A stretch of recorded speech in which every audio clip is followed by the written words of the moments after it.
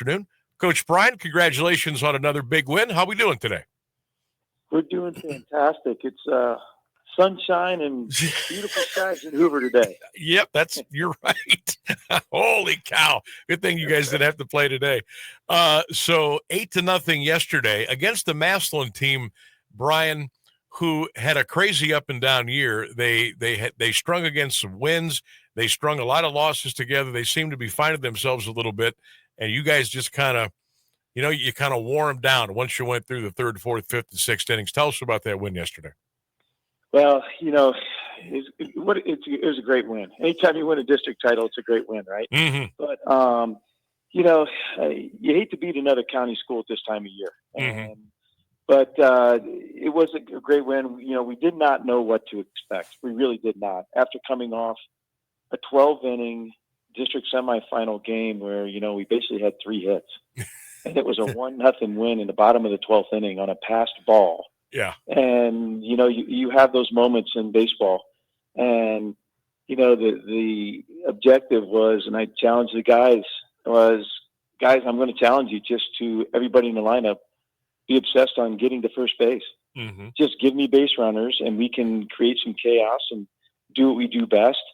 And, in the first inning, bottom of the first inning, it was great to see. We had Ryan Wilkinson hits a single, and then Jack Zarco comes up and takes an outside, I believe it was an outside fastball, but he went with the pitch and he line drived it through that 4-hole and out to right field. And maybe a little misplay on a ball from their right fielder, and we scored him from first base to get that first run in the inning in the bottom of the first. And that was like breathing room for us. It was like, man, bottom of the first inning, we got to run. And I think that really let our guys feel like, hey, we're here to play. We've got our run. Let's keep tacking it on. So it started from there. We felt good about that, getting that first run in that bottom of the first. That is bizarre. And you're right, Coach. In the tournament, I don't care, survive in advance, win or go home. Just as long as you got one more than the other team, that's really all that matters. So I see that. Are you guys going to try to play noon against Canfield tomorrow, just to kind of stay sharp? Is that in the books? That's correct. We like to keep one game back to see where we can shuffle that in the schedule to keep our guys fresh and keep them playing, because there's a long layoff. We played last night. We don't play again until Wednesday. Not so much of a long layoff, but this time of year you're playing almost every day or maybe every other day, and just keep them fresh. But yeah, we scheduled a game with Canfield tomorrow at noon here at home here at Dick Miller Field. Outstanding. Brian Ashby is our guest, head baseball coach at Hoover. The Vikings will be playing at Gilmore Academy against Lakewood coming up here on June the 4th. That's a scheduled first pitch time of 2 p.m. So you play Canfield tomorrow and keep everybody fresh and keep them in the grind. And then what's the plan of attack for Sunday, Monday, Tuesday? Well, Sunday we're going to let these guys have a little full day off. Okay, good. Just let them get away from everything. This time of year, bodies are a little tired, and like today, we just brought them in today and had an optional workout for guys. We had everybody here. We just had just light hitting round, and that was it. And everybody's out of here, and we were all here for an hour, and everybody's gone. But we'll get back at it tomorrow. Then Sunday's a day off. And then Monday, we're going to have a full practice like we normally do, stay on routine for our Monday. And then Tuesday, we'll do a normal practice walkthrough that we do before we do game day on Wednesday. So we like to stay in routine. We love our routines, and the players appreciate that because they know what to expect, and we can be ready for game day. Brian, during these games, especially during a 1-0 game, and even a game where you win by more than that, but you got your 9 out there on the field. But what's it been like in the dugout with the other guys? Rooting the guys on, giving them a pat on the butt when they come in from the dugout after a big play, just kind of encouraging, and all those really big important intangibles that are all part of it. How's that been? Those have been huge intangibles, especially here in the last couple of weeks. You get that part in the first part of the season where you go through your lulls and you have some guys, we want to get on where we at, where's our role, and but you get to tournament time and it's win or go home. Mm-hmm. And everybody picks up the slack no matter what it is and how it is. They want to help each other out. They want to help teammates. It's great. Our guys are communicating amongst each other. Some of the guys are saying, hey, what we see on the field, what we see at bat, what we see from the pitcher. But the energy has been outstanding. We got guys that really love each other, man. We play together. We've known each other for a long time. These kids have grown up playing ball together, which is such a plus. High schools, public high schools, you get some guys like this, and some of the guys may play multiple sports, and it doesn't matter. Some of the guys don't see them until they come to spring ball, right? But everybody just falls right back together, and the dugout has been absolutely fantastic. Energy levels up, and it's fun. Tournament time is just fun. Oh, it is. Absolutely blast. I love it. It's a little nerve-wracking because of the finality thing, but it's also this is what you do it for, right? This is why it's fun. That's why we do it. That's exactly what I said yesterday when we came home and got talking to guys in the locker room. I said, "This is why we do it, guys. Right here. You guys brought home, the trophy, and we get to live to see tomorrow. And we're still in the tournament, and here we are. We're in Sweet 16, and let's see where this takes us. We got a big game on Wednesday. Lakewood's the 5 seed, and they're there for a reason, and we're gonna have to really play our best. And that's what we do. We worry about us, and let's just be our best version of us on that day, and that's what we'll strive to do. Well, it looks like the pitching has been extra special here, especially the last two with a couple of goose eggs up on the board for your opponents. Who's been really getting it done for you on the bump here the last two? Well, I'll tell you, go back to that district semifinal. We had two outstanding performances from our guys. Jake Donaldson came in, started the game, and you hope for your starting guy to go at least 5, especially with some of the guys that we have in our staff that can close the door. Mm-hmm. Jake was outstanding that day. He went 8 innings. Wow. And pitch count was just over 100.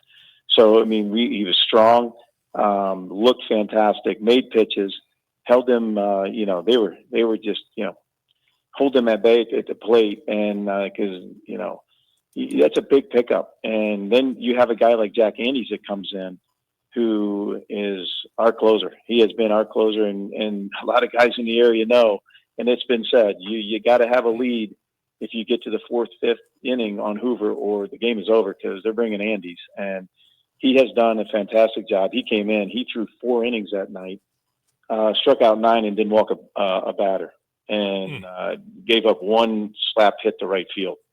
And he was outstanding. So you get that support, in the district semifinal, in an extra inning game like that, your pitching staff is pretty strong to go with 2 guys in 12 innings. And then, yesterday's final, Evan Fuller went 5 strong innings against Massillon. And, the big stat that I look at yesterday was he went 5 innings and 0 runs.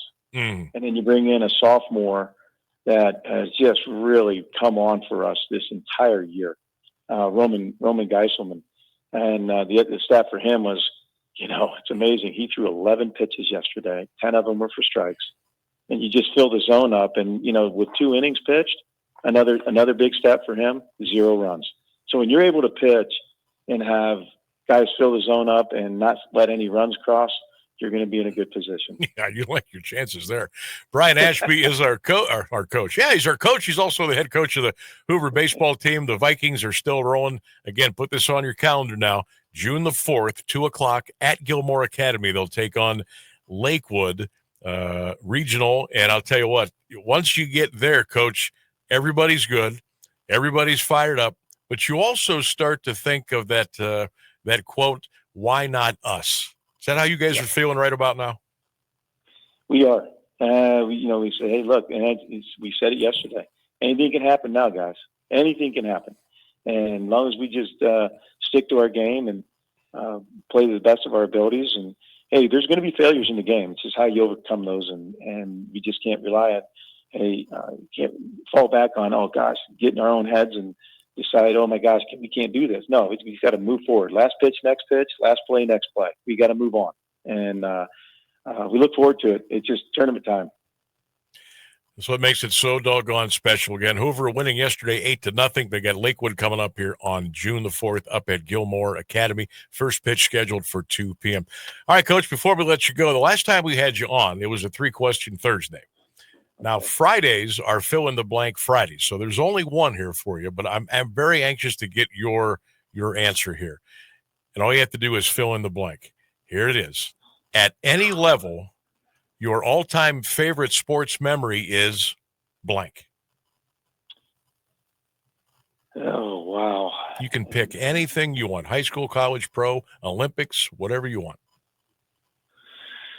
Oof. Outside of anything both of my boys have done on a playing field, I've seen some great things from both of those guys. I'll spare everybody that, okay? Because that would be my first and only. Oh, you can do that too. But you know what? Aside from, well, I could do that. Yeah, okay. Well, some of the things that, one thing that stands out, I know seeing the sports moment I saw was my son Connor against Jackson his sophomore year, throw for 400 yards in driving rain and winning in unbelievable fashion to win the Federal League title that year. And it was an unbelievable game with the driving rain that entire time. And the other moment I would say is just, Mason returning a kickoff. I did believe it was the first game of his junior year, 99 and a half yards for a touchdown. And just the electricity that he brings when he does those kickoff returns. It's just fun to watch, and those two moments kind of really stick out amongst many. But if I go aside from that, Sam, I'm going to go away from the football, the basketball, and the baseball. But you said Olympics, and that really, one thing hit me, and it was watching Eric Hayden in those gold medals in the speed skating in 1980 Lake Placid. I was like in awe. I was like, look how big that guy is, And but I thought that was an amazing moment in American sports. That I am so glad you brought that up because we just played a cut of the Miracle on Ice with Al Michaels and Do You Believe in Miracles? And of course that was Lake Placid. We all forget about what Eric Hayden did. I'm so glad you brought that up. That was incredible. Those moments, I have followed speed skating because of him. Every Olympics, I love to watch speed skating and those guys. It's a grueling sport, and it's those guys are ultimate athletes. The training, yeah. Oh yeah, I mean that guy's legs were like sequoia trees, man. They were unbelievable. He was so good. We thought Nick Chubb's legs were big. Yeah, Eric Hayden were bigger. You're right. That's a great way to end it. We're gonna end it right there, Coach. Thank you so much for coming on. Good luck tomorrow. Good luck in the preparation, and best of luck against Lakewood. And let's keep this Viking thing moving. Okay. I agree. I appreciate it, Sam. And Sam, I think I heard you say something about Glen Oak and Ignatius. I got an update for you. I believe Glen Oak won 4-3 on a pass ball. Oh my gosh, you're kidding! Congrats to another Federal League school winning the district title against Ignatius. Coach, thank you for that update. We've been scratching and clawing to get some scores on that thing, but we got it right there. 4-3, Glen Oak wins it on a wild pitch. Unbelievable. Hey, something special is brewing in Stark County. Let's keep it going. Brian, thank you so much, bud. You're welcome. Thanks, Sam. You got it. Brian Ashby, head coach of the Hoover Vikings, giving us breaking news here on the Sam Bourquin Show.